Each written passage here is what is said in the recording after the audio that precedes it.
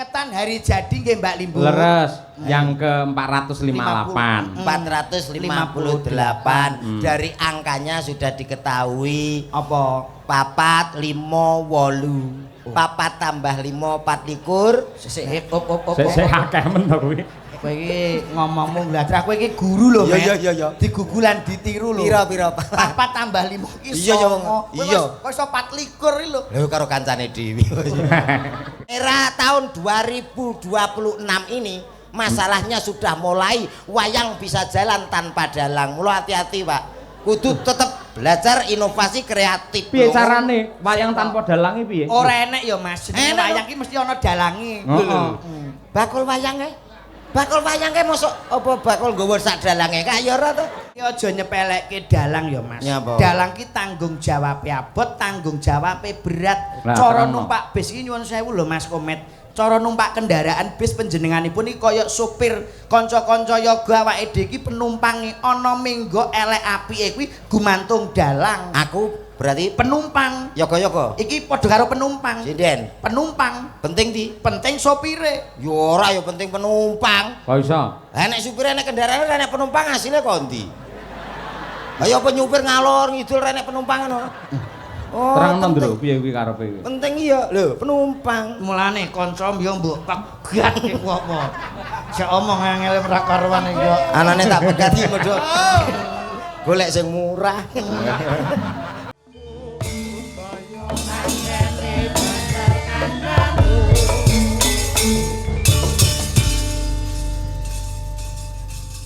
Sugeng dalu Cak Slindro. Sugeng dalu, selamat malam Mbak Cangik, Mbak Limbu. Alhamdulillah sehat nggih. Alhamdulillah pikantuk pangestu panjenengan keluarga sami sehat seger waras. Syukur, Nggih. syukur menawi kados. Suwe ora jamu sepisan godhonge klopo. Terus? Suwe ora tau ketemu, dalu punika saged panggih kalian Mas Cahyo. Alhamdulillah. Luar biasa pada malam hari ini nggih Mas Cahyo. Pripun? Wah niki hari jadi Kabupaten Madiun pun kula damelke pantun, Pak.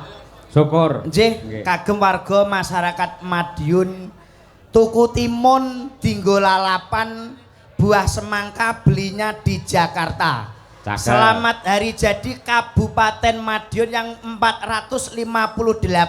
Semoga jaya sepanjang masa. Amin ya rabbal alamin. Kula iki nek kalih piyai Madiun wis kaya omah kula dhewe Mas Yoyo. Kok saged? Lah kula niki asli bapak kula piyai mriki kok. Pundi? Niku Mbah Tarom. Oh nggih. Bapak Bupati Sepuh, salam takdim sungkem kagem kula panjenenganipun Pak Bupati so Bapak Wakil Bupati. Nggih. Mas Yoyo sembah nuwun sedaya punggawa praja ingkang sami rawuh ing dalu punika Nggih. kanthi ajitara tasyakuran hari jadi Kabupaten Madiun. Nggih. Wonten malih Nggih, parikan pun. pantun. Lah nek jenengan pantun mboten sampun to kala wau? Sampun. Ah nggih wong jenengan kalih kula kaya adik kakak kok Mas. Kula sampun jenengan sampun. Sampun. Gentos nika. Napane? Loh, kok napane ya parian? Enggak. Aku ora parian, aku ngejak kowe kok sisik getun tak rasane iki. Loh, lah nyapa getun? Lah paling gak ya aku sik sing ngomong. Lah kabeh ngejak sapa sing Lah iki lho pamflete gambare ya aku kok kowe ra enek kowe rene nyapa? Lho sik. Elingku ki sing kanan ki Mas Yoyo. Lah terus aku Pak Bupati. Lah kok terus moro-moro nek awakmu ki lho. Lho, lah kowe lehmu WA aku piye nyuwun sewu kula ulur siyen nggih Mas. Nggih, Nggih. dipadangke Sik, sik. dhisik, cetake Sik, sik. dhisik. Iki tak jelaske lho Mas. Piye? Iki mumpung urung kelakon lho lek ku nyambut gawe lho. Kowe lehmu WA aku piye? Lah ya aku takon to tanggal 24. Ndro tanggal 24 Juli bengi kowe prei. Sapa ngomong? Lah WA-mu piye? Tanggal 24 nang Madiun wayangan aku ora kabar-kabar. Ngono lho, lah kok awakmu terus dandan melu iki. Sik, Kuwi lho Sik, sik, jendalu sik. Pak Bupati. sik lah iki Sik kok sik dijelaske iki urung cetha lho kuwi. Pripun? Iki rembuke urung jelas. Lah kula lak ngabari nek teng mriki enten hari jadi. Ah sik, ah kuwi. Enten wayangan. Ah. sing asta. Lah sing asta Mas Mas Ayo. Yoyo. Yo. Lah. Lah kowe yo ngabari awakmu tok. Lah kok awakmu terus dandan rene. Lho. Lek ngabari piye lek WA piye? Lemu WA piye nggonmu WA? Tanggal 24 Juli. wayangan 24 Juli ning alun-alun Madiun Madiun, Caruban Caruban. lho ngono. Lah aku gak melok Lah niki ndagel. jawab siap Mas. Ngono ki. Sing siapa apa ki? Kadung dandan kok terus anggaraku aku melu sapa? Lah nek ngono kuwi aku saurunge munggah wis tak pikir, Ndro. Lho, Ngono lho. Lah kowe ya gedene 250 ya tak pikir engko. Ya. Ya aja ngirit-ngirit. Macange Mbak Yulimbu. Nggih. Namung anu klungsu-klungsu nderek udu. Dedonga. ndonga apa? Dalu punika mugi-mugi masyarakat Madiun sesuai dengan namanya Madiun. Nggih. Madiun saged mandiri, masyarakatipun guyub rukun Allahumma. Amin. Amin. Yen bab guyub rukun ini sedaya sampun ndongaaken. Nggih. Pak Bupati sampun, Pak Wakil sampun, kula nggih sampun. Aku ya wis rampung wae lah tak ndongake ya Mas ya. Mosok ya ming guyub rukun sing nggo modal Bojonegoro tekan Madiun ya ming kuwi tok to Mas. Lah kowe ape takon apa wong aku Pak Bupati ki wis kaya anak dhewe kok. Lho, Pak Bupati karo awakmu kuwi Bapak Hari Wuryanto menika pun nganggep aku ki anak dhewe. Lho, mula kula apal panjenenganipun Bapak Bupati. Kowe takon apa wae lho. kowe omonganmu aja Nyun sewu, kadang-kadang masyarakat mriki malah jenengane dereng apal. Gusik, kula mboten Pak. ngerti malan. Lho, Kula kula menika serawung kalian Pak Bupati niku wiwit kula tasik Joko lho. lho nggih to? Nggih. Tapi rak dereng ngertos to. Dereng ngerti. Panjenenganipun Pak Bupati menika SD-ne teng pundi? Lah kula saking apale wong dianggep anak. kowe iki SD-ne Pak Bupati menika teng Dempelan. Nggih leres Pak nggih? Dempelan Pak. Nah. Tiba ya leres ya Mbak Cangi. Ya bener pancen panjenengane kan piyosan dempelan kono. Lah, niku SMP Mas, SMP 1 Madiun. Nggih leres Pak. Wih kok ya apal kowe Mas. Aku kok Tapi nek SMA ora mungkin paham nggih Mbak lah Cangi. ya saking apale ngerti ngono. SMA SMA 1 Madiun. sarjana S1 Mas. Sarjana hukum teng Jember. Nggih to Pak nggih? Lah, Kowe kok ya perso Oh, ya, tiba ya. nyolong iki pedal lho wong iki. wong ditanggap ki ya kudu ngono kuwi lho Mas. Ora kok kursukur omong dongakne S2-nipun panjenenganipun Pak Bupati. S2 wonten teng UPN Surabaya Veteran. Nggih to Pak nggih? Lho, Hobine Bapak Bupati apa? mancing nak mboten klentu. Loh. Sik. Kowe iki nek iki ra jelas aku nek iki ora percaya. Lah ki nyapo takon Sing hobine mancing ya awakmu. Iki kok Pak Bupati iki selalu dekat dengan rakyat to nggih Mas Yoyo. Leres nggih, Ini selalu keliling nyambangi warga Oh masyarakat. nggih. Ini adalah Bupati kebanggaan Kabupaten Madiun, Mas. Madiun, betul. Kalau Kabupaten Madiun itu sudah jelas kriterianya 5R. Apa niku? Kudu pinter. Nek panjenenganipun Bapak sampun pinter, cerdas nggih mboten, Mas? Nggih. Bener, Bapak itu selalu bener. Tur bener. Mesti nek wis bener, biasanya Bapak itu kober tilik wargane menyempatkan. Sing pungkasan Bapak ora bakal keblinger. Leres mboten, Pak? Oh nggih. Oh. 5R nggih. Pokoknya nek nganggo R itu pasti hebat luar biasa. Nek nganggo? Nganggo R. Asmanipun wis jelas Bapak Hari Wuryanto R kali.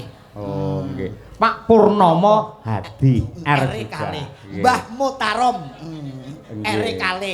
Mbak Niken Salindri ada R-nya. R. Selendro ono R.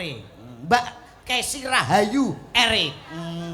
Sik pertanyaane. Iki dalange ora nek R lho iki. Lho, enten enteng jenengan sing Cahyo Kuntadi. sanes Cahyo Kuntari. Oh ngele-ngele jeneng Kowe iki ra jenengane abang ngelih jenengku ora. Kanca-kanca kerawitan Madangkara menggunakan R. Apa wae jeneng sing nggunakake R iki mesti wonge kondang hebat. Jenengmu sapa? Komet. Lah iki elek. Nggih mboten Mas. Oh iya, Ora tanpa bakal R. kondang. Apa genti komer ngono piye? komer.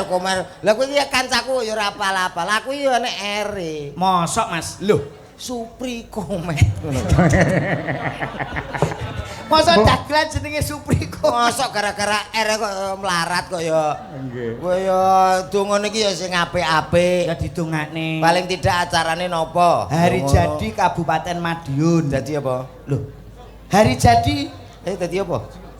dadi reok tak bacot cengelmu ki kok. Begini takon nesu lho. Iki pengetan hari jadi nggih Mbak Limbu. Leres yang ke 458. 458 dari angkanya sudah diketahui Apa? papat 5 8 papat tambah 5 4 likur Sik op. Sik akeh men to kuwi. Kowe iki ngomongmu ngladrak kowe iki guru lho, Met. Iya. Digugulan ditiru lho. Pira. 4 tambah 5 iki Iya, iya. Iya. Kok iso 24 iki lho. Lho karo kancane dhewe. Banyol Iya. yo banyol ning aja maksa nemen-nemen to. Aku iki mau ngetes awakmu iki fokus apa ora ngono lho. Nek iki maksa iki. 4 tambah 5 iki wis 9. Songo. Nah, iki lho. 9 tambah 8 17. Bener. Angkanya 1 dan 7 Maknane maksudnya dadi siji yaitu menjadi satu tujuan Madiun menjadi maju tentram dan juga rukun lho ngono. Mula angkane 1 dan 7 ana sing ngarani 17. Apa kuwi 17? Mugi-mugi saged pikantuk pitulungan kang kawelasan saking Allah Subhanahu wa taala. Kowe kok apal men yo Met iki. Aku ya wis lunas ngene iki, Ndro. Aku iki gari nyaur utang. aja marang dhisik. 17 lak basa Jawa. Nggih. Basa Indonesia 17. 17. Hari ini niku tujuannya jelas.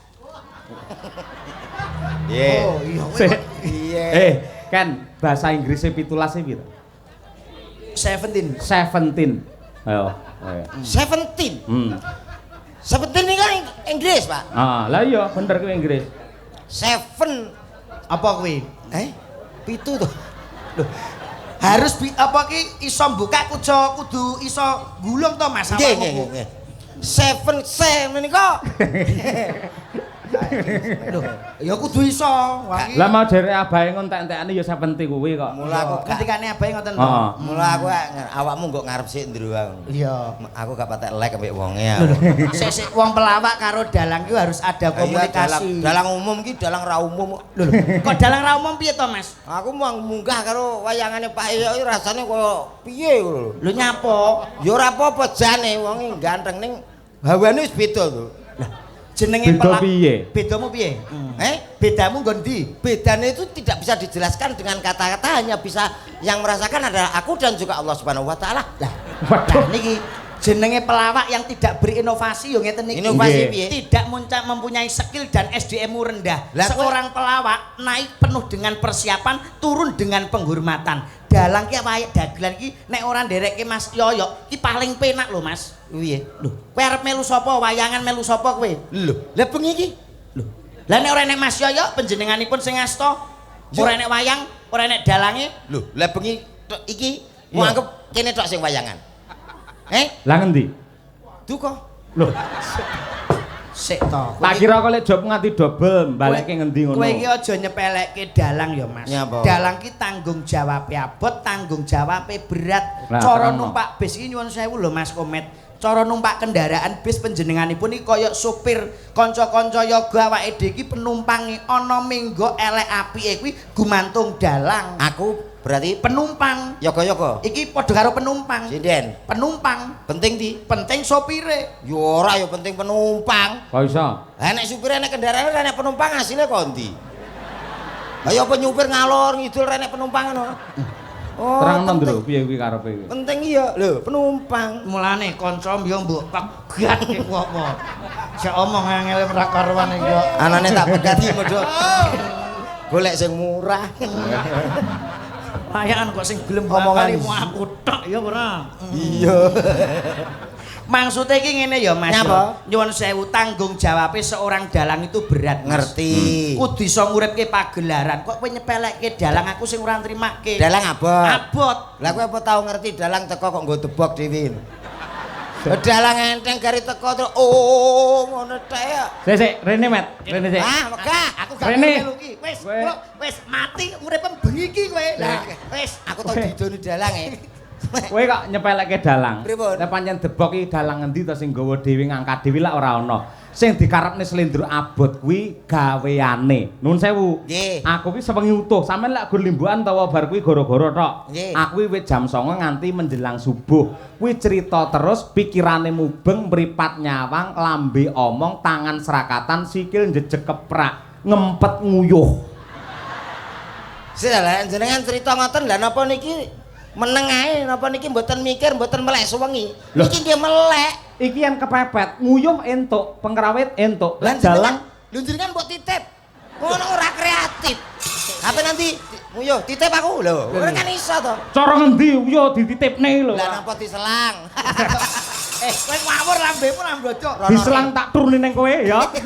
Kowe aja ngawur lho Mas. Mas Yoyo iki sampun haji lho. Kowe nek disedake bakal njaluk apa kelakon kowe. Aja ngawur gak trimo aku.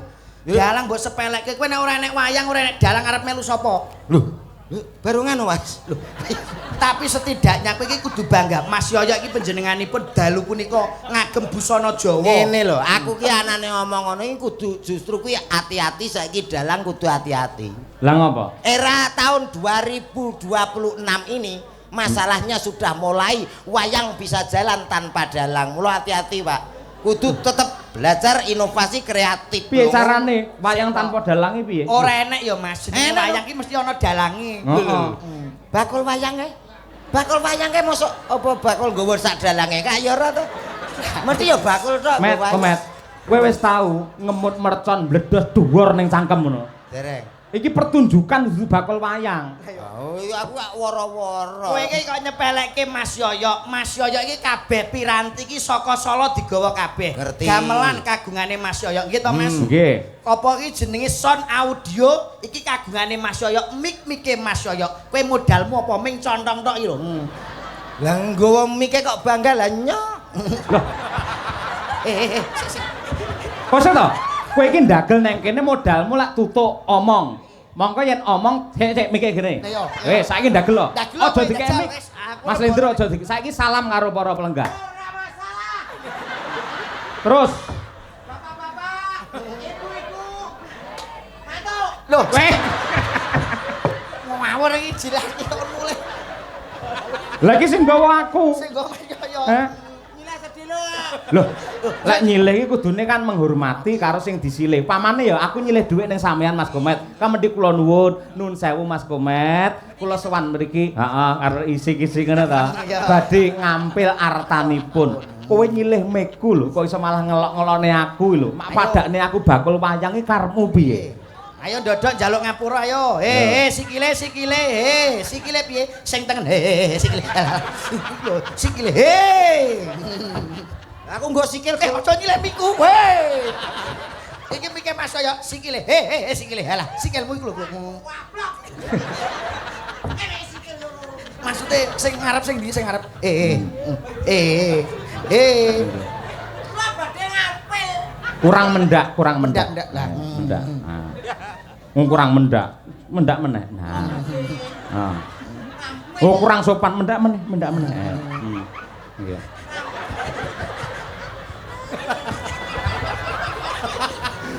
Iki jane dagelan Paulo. Aja nyepelke. Piye ngambil sing apik? Ayo. nyambut mikipun, Pak. Nah, ya. Tahu bulat. Bareng disilih nyepelekke to. Weh matur-matur guyon Pak. Sing ngene, Dalem, Mas. Nuwun sewu Mas Lindro kali Cak Komet. Nggih. Gandeng Bapak Bupati menika lek piyayi budaya. Nggih. Nggih. Mesti rena ing penggalih Nggih. lan kula kali panjenengan mewakili warga masyarakat Kabupaten Madiun Nggih. untuk menghibur dumateng para lenggah sedaya. Nyuwun kanthi sanget Bapak Hariwur, syukur menawi kalian Bapak Wakil Bupati Nggih, Pak tindak wonten ing pepanggungan. Wah, nggih. Para lenggah setuju nggih para penonton? Nah, menika. Setuju. Suara rakyat adalah suara Tuhan iki. Nah, katur dumateng Bapak Bupati kalian Wakil Bupati. Monggo katuran Sik, jengkar tok. saking paling temu wonten ing. Rungokke Mas Yoyo le ngendika iki lho kok Le kesusu. nyarke Nggih. zaman modern saiki iki. Aja ngono kuwi wis lumrah. Kalah apik sampean karo Pak Gayeng. Wis cara modern iki piye carane? Cara dangdut met dangdut. Nah, nanti itu gaweanku apa? Wis ora, was Aku, kowe. aku biyen rung nang wayange dangdut. Nah. Bagian apa, Met? Karek panggung iki. Yo. Spesial dalam rangka Hari Jadi Madiunto. Kita sambut salah satu nomor satunya Madiun. Ada siapa dia? Yo, loh Pak Bupati kan yo. Kok iya iki lho, mbok kira biduan apa piye? Lah jare dangdut lah nek kulino artis ke ta yo. Dangdut yo dangdut tapi muku kakean lemu guyu kuwi. Oh. Yo Mas yo. Nggih. Kakean niku. Siti ae. Baik saudaraku semuanya, Ah, ngono lho. tak panggilin salah satu nomor satunya Madionco. Ada siapa dia? Jare kon sithik. Lah sithik iku yo kesithiken niku sedengan ngono lho Mas. Mari kita Yo. Aja yo gawe ya. Ngapunten lho Pak Bat. Mohon izin Pak niki. Mboten golek dhuwit Pak. Iya. Yo duit sapa kok golek duit. Engko menawa kowe. Ayo. yo. Engko Pak. Nggih. Wis lendro Mas coba ya. Ciri khas Kyai Madiun ya, panas-panas mlaku, engko nembang bareng kalian sedaya para warga masyarakat sing rawuh mriki. Ya. Monggo kula nyuwun kanthi sanget Bapak Bupati lan Bapak Wakil Bupati tindak wonten ing pepanggungan. Ya, panas-panas mlaku. Dados.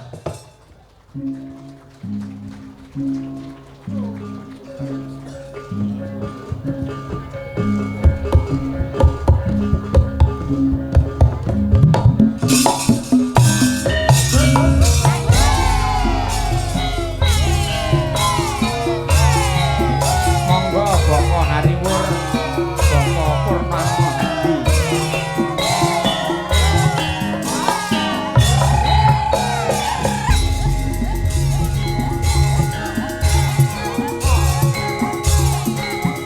Monggo para penonton nembang sareng-sareng untuk hari jadi kabupaten kita yang tercinta. Ayo. Monggo Bapak Ibu. Panas-panas laku merangkul payu sandale diseret lamaane mentul Surabaya geger musimen Madiun Jakarta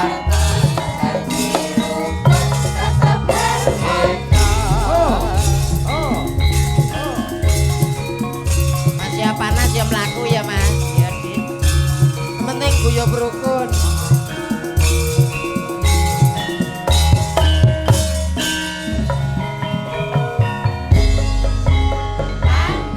panas laku ora gowo payung sandale diseret lamaane mestu Surabaya geger fungsi ning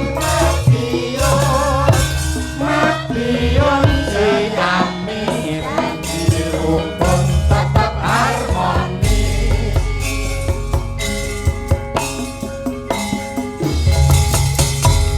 Madiun Ciamis.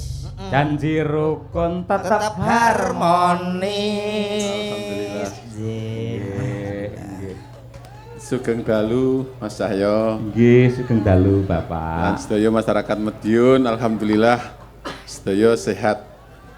Amin.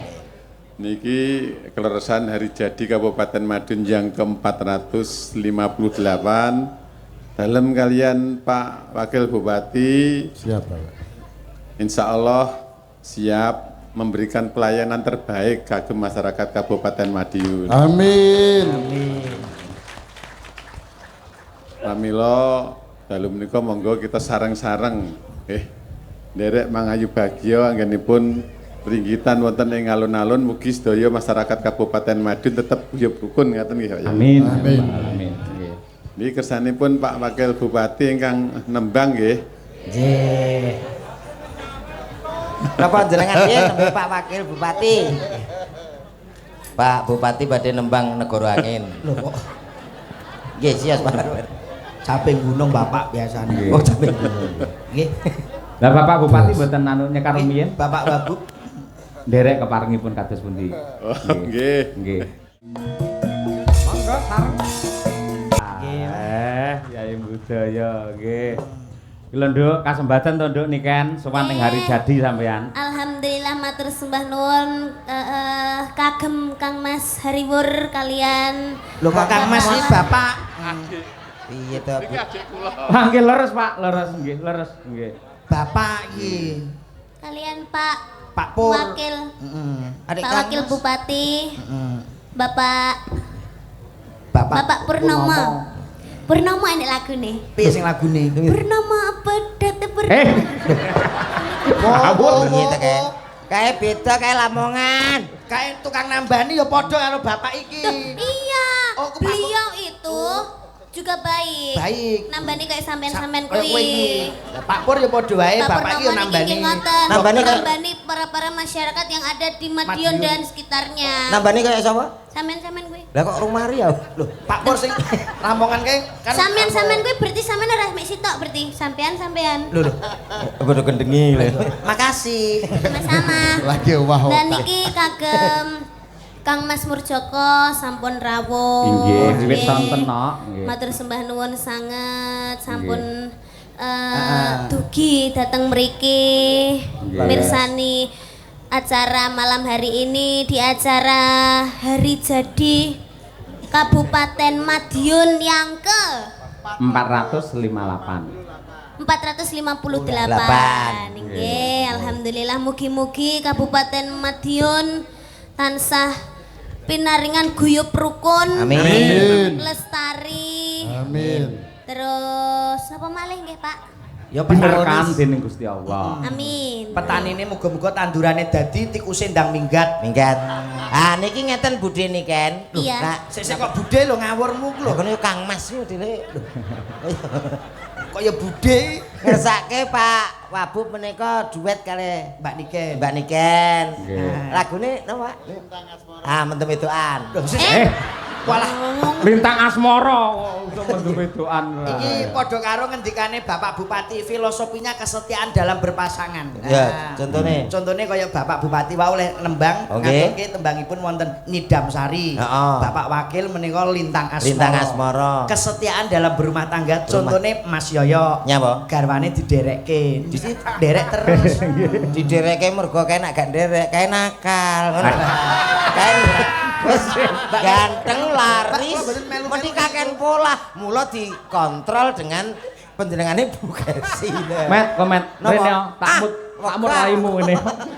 Oh, Ngene lho, sing dikersake Nyidam Sari malah tentang kesetiaan. Kesetiaan. Lintang Asmara juga sama. Lintang itu lah bintang. Bintang ini kiblat penentu. Iya. Kiblat lan go keindahan di malam hari. Asmara adalah cinta. Iya. Artinya beliau berdua, Pak Bupati dan Wakil Bupati, menjadi kiblat keindahan Kabupaten Madiun yang tercinta. niku pun positif nak Pak Bupati karo Pak Wakil Bupati. Berpasangan yang wong niki wau sing dibuka jenengan no. Hah? Lah nyapa kok setia buka muga sing anu sing garwanipun nderekke terus. Nah iku mboten masalah setia. Nek mboten nderekke jenengan mendak minggak minggo. Dalangane aris ganteng. Wah, engko nak kene sing kontrol bahaya. Lah bojomu kok ora melu? Hah? Bojomu. Lah aku wis los dol. Nggih, Sapa ta nggih. sing gelem Ya ya? iya. Nggih. Kaya jujur ta iki. Enggak Pak, Monggo Lintang Pak Asmara. Purnomo. Wah, Monggo, nggih. Mas. Kuwi lho kan disiapke arep duet karo jenengane sepatune putih anyar iki Pak Wakil Bupati. Oh, nggih, Pak. Nggih, nggih. Wau mbisiki kula kleru karo weke bojoku Pak. Lah, komet nggih ngoten no Piye? Sepatune anyar niki warnane ireng niki, Pak. Pancen kulite, Dik. Oh, kulit. Lah kowe ora ngeroh komet saiki jog dadi dagelan kondang ki sikile ditato bunder kene ya met kene ya. Kuwi nek nalpot ta. Tato. Apa ya kuwi? Kena apa tak kira ditato. Biasa pekerja keras iki yo ngono. Nggih, Pak nggih. Enggak, Pak. Pak Wakil menawi badhe paring dawuh riyen. Heeh, Bapak. Sampun. Yang penting masyarakat Madiun guyub rucut nggih. Amin. Insyaallah dongaaken Pak Bupati kalih kawula sageta mewujudkan amanah panjenengan membangun Kabupaten Madiun ingkang bersahaja. Amin amin ya rabbal alamin. Nggih. Amin, nggih. Cekap Mas Jaya. Ngapunten namung gamelan mboten enten musike nggih, Pak. Pak mboten napa-napa.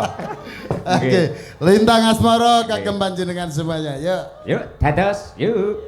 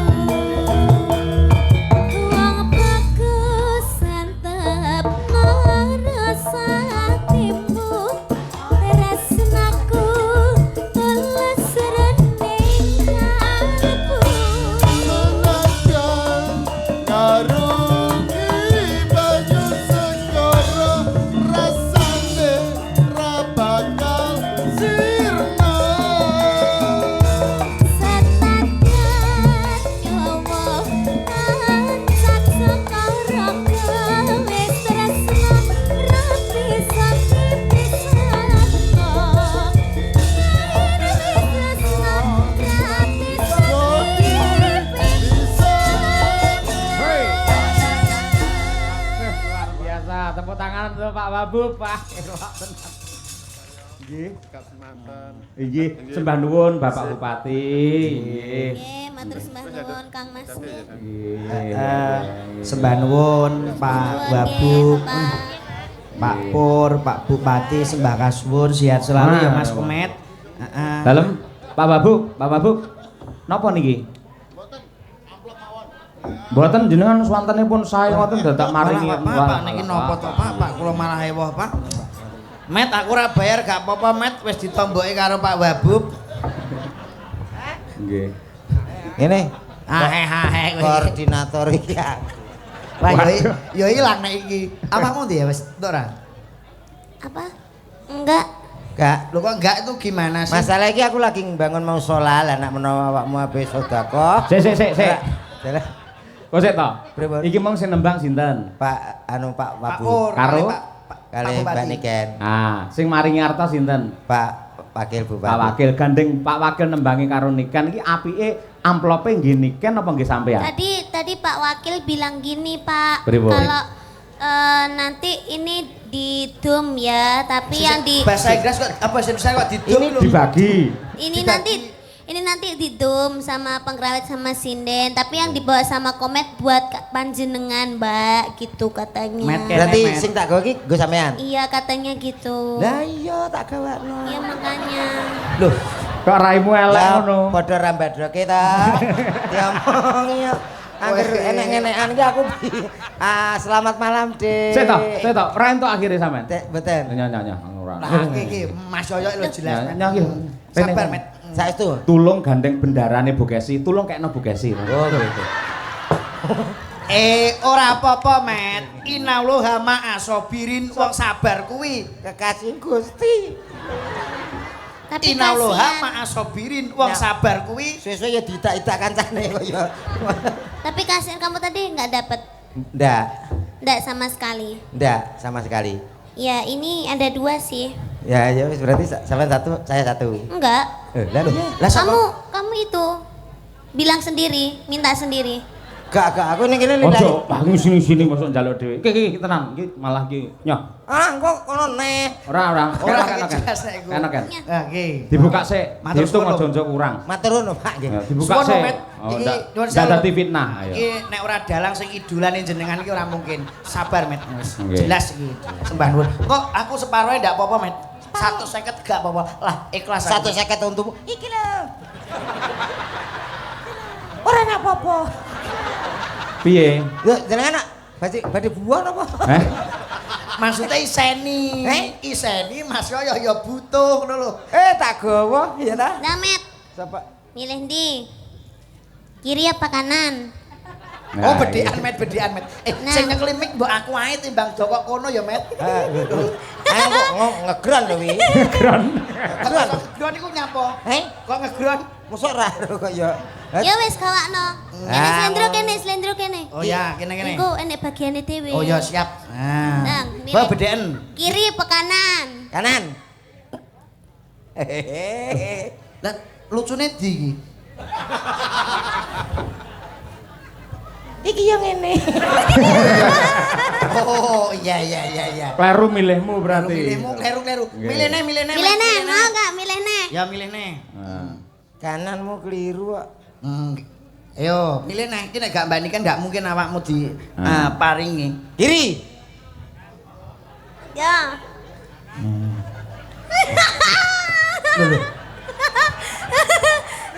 Piye? Jelas iku Met. Iya. Ora enak papane kok. Wis ora. Oh, sabar. Ora entuk apa-apa. Rene.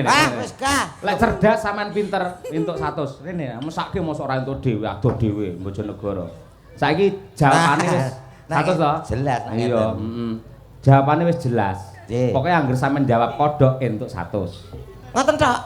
Lho kok- Sing penting intine lak kita caosne jenengan. Oke. Entuk 100 men nyuwun sewu jenengan ora mringkus raine, ngono lho. Ya ta. Oke, siap. Angger jawabane kodok, Kodok. tak wenehne jenengan. Oke. Kewan apa sing sok disuweke? Kodok. Nah, ning kene sik ya. Aja dicukuk. Nah, pertanyaan kedua. Kewan apa sing suarane kung? Kodok. Nah, kodok. Ayo. Sampeyan dhuwit karo kodok milih ndi? Kodok. Nah, ya wis. Met. Duit, Ding. Eh? Anakmu ya butuh mangan lho, Met. Lah kono kon jelek kok. Met. Anakmu ya butuh mangan lho, Met. Lah kok wis bergandeng. Lah yo pas to, salindri karo salendro. Lah Waduh. Salindri iki salewang iki. Niku saleho, Pak. Salew. Salindri saleho. Iki Lah. wis takdire karo Allah Taala, Met. Allah. Sing lanang yo dasare sing wedok yo ayu, sing lanang gagah dhuwur, Met. Oh, alah. Iya iso kakak dhuwur piye Kok maksudnya? sakmono kok gak kaduwur. Jane iki gedene sak petelot. Aku iki rumangsaku dagelan paling iki rasane pelek iki nyuwun sewu Mas Yoyo iki tak Iya. kei Mbak Niken mohon izin. Iya, Mas Upama Lendro. ning donya iki ora enek sapa-sapa eneke wong lanang ming loro tok Komet karo Slendro. Sing mbok pilih ndi? Kowe milih piye? Oh milih bunuh diri to Mbak Dede. Umune kan ora ngomong iso bunuh diri lho ora. Eneng pilihane gur ngene tok ya. Kaya aluk mati ya. Lah nyapa mati wong pilihane ming loro lho, Met. Adam karo Hawa duwe gathukan, duwe gandengan. Wong ki mbok sing sadar, sakmene mbiyane masyarakat Madiun ki ra kok trimo nonton wayang ning pengen ngerti sapa rak raro to. Lho, pengen ngertos sinten, Bu? Krungu kowe, Slendro napa mboten? Lah kae sapa? Ayo ngono to. Kowe iki kesulakan Niken Salindri ki apik. Kok kene Salindri terus kowe. Lah tapi kan iki pasanganku wis serasi nggih Mas nggih. Aku sing ra pengertian ngono ki aku ya golekne. Aku tak golek dhewe aku. Ya, golek dhewe kene-kene. Oh iki jelas sinden madang geden. Sing Madang Kara. Oh ya biyen madang geden, Pak. Madang geden iki abahe iki Madang geden. Madang karan iki enten sinden favorit kula. Mosok niku. Tenan ora. Sek legan lulusan isi. Oh iya, tadi sing pas padha karo aku sejajar seimbang. Mari, Dek.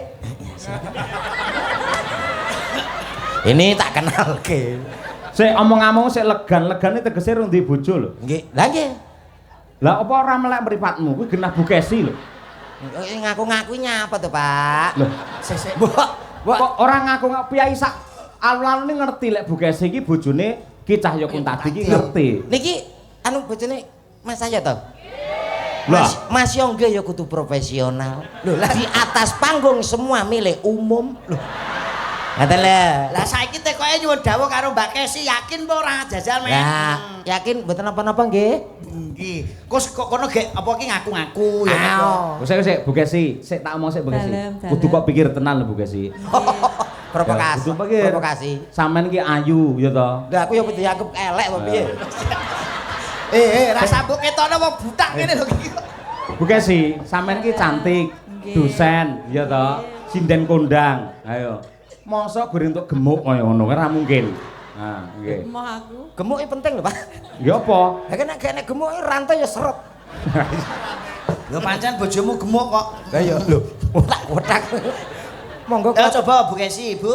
Dalam. Mohon izin niki kalau mau Mas Komet kan ngomong lek jenengan niki calone Mas Komet apa leres? Ah, mboten. piye to ki? Aku ora ngomong ngono lho, Bro. Lho, sing mbok pilih jare kowe golek sinden. Favoritku. Nek ngene-ngene iki tak ge apa? Waduh. Aku nek iki masuk. Berarti Mas Yoyo kira aku selirane padha. Padha apa nyuwun sewu lho Mas Yoyo. Kula iki nek tenggene Mas Komet niku isin, Pak. Ngopo? Nek kudune piyambake rak cilik kaya kula niki bojone paling gak nggih awake rada cilik. Niki bojone niku awake niki bobote 130 kilo. Nek arep mlebu lawange miring, Pak niki. Aku iki mau ngono ya apa geloblas.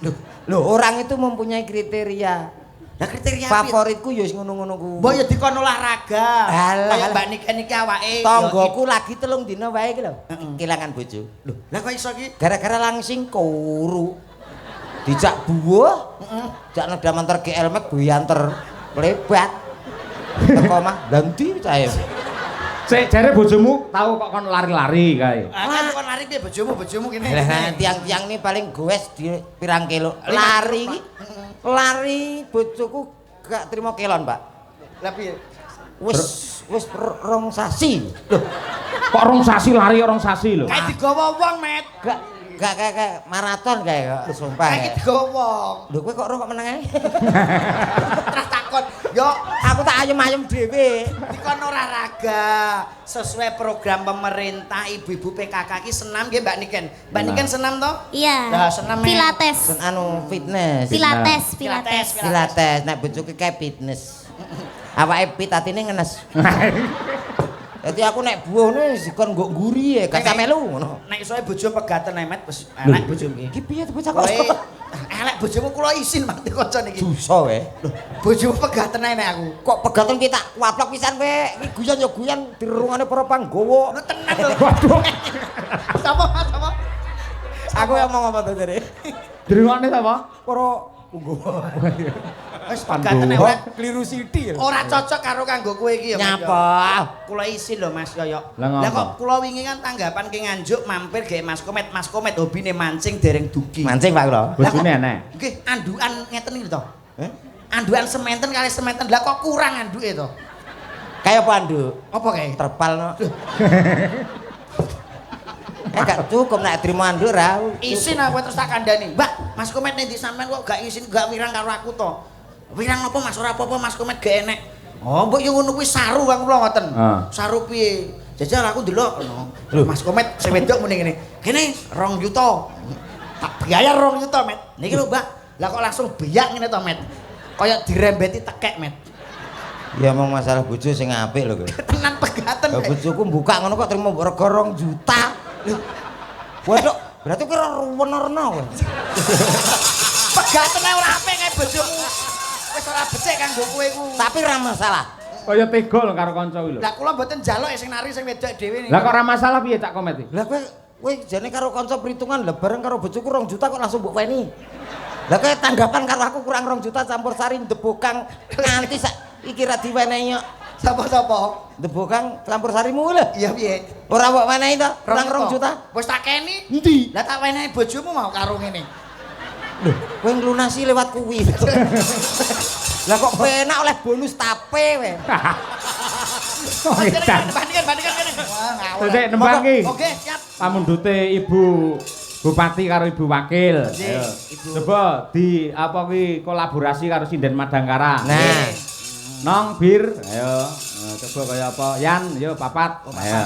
Oke, akhir nganggo R iki bir kita Nggih. akeh. Oh, pilihan Nduk iki antarane negara angin apa tombo kangen? Sing penting aja negara api omahe Avatar kuwi. Negara api. Negara angin? Nggih. Oke, ya diaturake ben jumeneng. Ayo. Ayo coba kaya apa? Negara angin. Yo Nduk, berdiri cacos.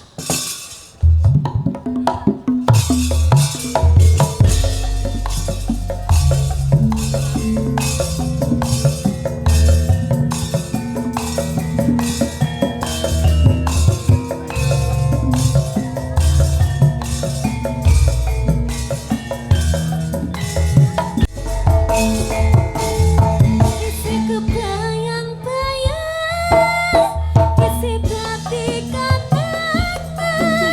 bekas